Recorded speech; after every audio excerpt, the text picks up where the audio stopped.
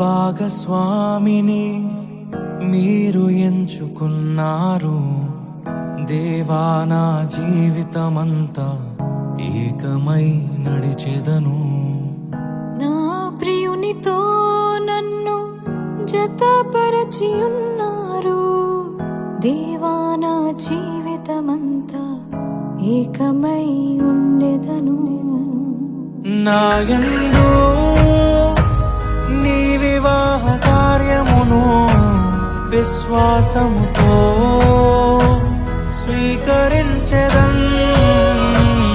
నా యందు నీ వివాహ కార్యమును విశ్వాసముతో స్వీకరించెదన్.